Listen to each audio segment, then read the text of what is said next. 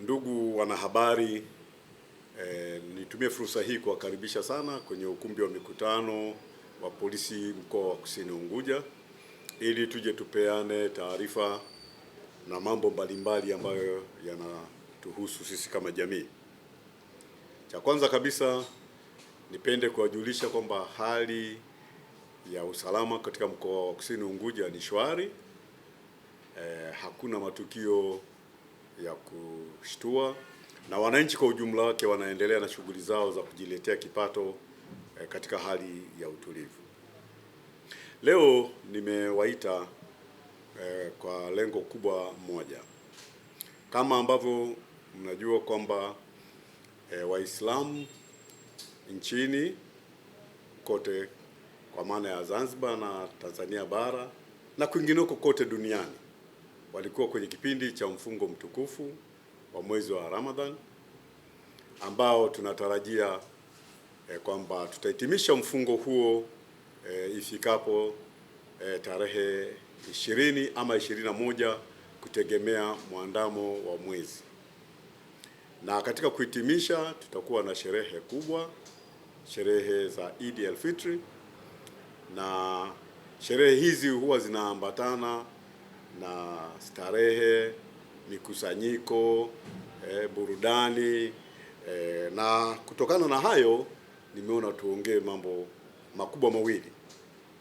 Cha kwanza ni kuwaasa watu wote tunaposherekea sherehe hizi tutunze hali ya amani. Jeshi la polisi tumejipanga vizuri, tumeshaainisha maeneo mbalimbali ambako hizi sherehe zitafanyika. Tukianza na nyumba za ibada ambako ndiyo swala ya Idi itafanyika, tumeshaainisha zile nyumba zote na tutaweka hali ya utulivu katika nyumba hizo ili watu waweze kuswali katika hali ya usalama. Lakini cha pili, tumeainisha maeneo ambayo watu watakusanyika kwa ajili ya burudani. Kwenye eneo letu la mkoa wa Kusini Unguja tuna fukwe za bahari, maeneo ya Paje, Bwejuu, Michamvi, Makunduchi, Kizimkazi. Haya yote tunategemea watu wengi watakusanyika kwa ajili ya burudani mbalimbali, kuogelea na vitu kama hivyo. Na wengine watatoka maeneo mbalimbali ikiwepo mkoa wa Mjini Magharibi.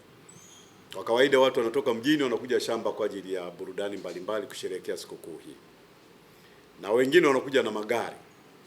Kwa hiyo ni waase madereva wote katika vyombo watakavyovitumia kwenda kwenye sehemu mbalimbali za starehe, waendeshe magari kwa kufuata sheria za usalama barabarani. Wasiendeshe magari wakiwa walevi, lakini wapakize watu kulingana na uwezo wa gari. Sio gari inakuwa imejaa kupitiliza. Lakini tuna changamoto nyingine ambayo magari ambayo hayatumiki kwa abiria sasa siku hiyo watu wanataka kutumia.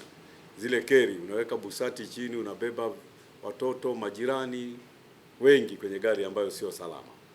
Kwa hiyo watu wazingatie hali ya usalama wakati wanaendesha hayo magari. Lakini cha pili, kule kwenye fukwe za bahari kule ambako watoto wetu wanaenda kuogelea, wazazi na walezi ni wasihi sana wale watoto wadogo wawe kwenye uangalizi wa wale wakubwa. Msiwaache watoto wadogo wakaenda kuogelea peke yao, ni hatarishi. Wakati mwingine tunapoteza watoto ama maisha ya watoto kutokana na watoto kwenda kuogelea bila uangalizi na matokeo yake wanakufa maji. Lakini pia makosa ya udhalilishaji huwa yanajitokeza sana wakati wa mikusanyiko ya namna hii. Lakini wazazi na walezi, mnapokuwa mko karibu na watoto wetu, inapunguza fursa ya wahalifu wa udhalilishaji kuweza kufanya mambo kama hayo katika kipindi hiki cha sikukuu. La tatu, unakuta watoto siku hiyo, tunajua wazazi tunawapenda watoto wetu, tunapenda wavae vizuri, lakini wakati mwingine tunawavalisha vidani vyenye thamani kubwa. Dhahabu, fedha. Vitu hivyo vinawashawishi wahalifu kuwapora.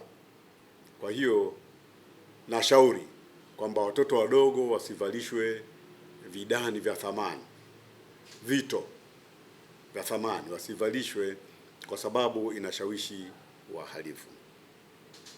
Eneo la 4 ni kule nyumbani sasa, ambako mnaondoka mnaenda kwenye viwanja vya sikukuu, mnapaachaje? Nyumba ni vizuri zikabaki katika uangalizi. Isitokee kwamba watu nyumba nzima mmeenda fukweni kule, lakini nyumba mmeacha huku, wakati mwingine hata mlango kufungwa vizuri. Kuwa na uangalizi ili kuondoa mianya ya wahalifu wengine kutumia nafasi hiyo kufanya uhalifu. Lakini swala lingine ni watu washerekee hizi sherehe kwa maana ya kuhitimisha mwezi mtukufu. Na shauri na kupendekeza kwamba watu wajiepushe na ulevi wa kupindukia ama ulevi kwa ujumla, wakijua kabisa wanahitimisha mfungo mtukufu. Haiwezekani tukahitimisha mfungo mtukufu kwa kulewa, kwa kufanya mavurugu, kwa kupigana, kwa kufanya uhalifu mbalimbali. Watu waheshimu sheria, waheshimu taratibu, ili sherehe hizi ziweze kupita zikiwa salama. Lakini kwa madereva nilisema tu eneo la ulevi. Pia barabara zetu, kipindi hiki ni kipindi cha mvua. Madereva waendeshe magari kwa uangalifu, kwa mwendo wa kadri, kuangalia na hali. Sehemu zingine kuna ujenzi wa barabara unafanyika. Chukueni tahadhari zote. Najua serikali kwa nafasi yake imeweka alama mbalimbali za kuonyesha kwenye sehemu ambazo aidha kuna sehemu za kuchepuka ama kuna ujenzi unaendelea, wameweka. Basi tuzitii zile na kuzifuata ili kuongeza hali ya usalama. Mwisho kabisa, mimi nitumie fursa hii kuwatakia Waislamu wote na Watanzania kwa ujumla heri ya sikukuu ya Eid al-Fitri mwaka 2026.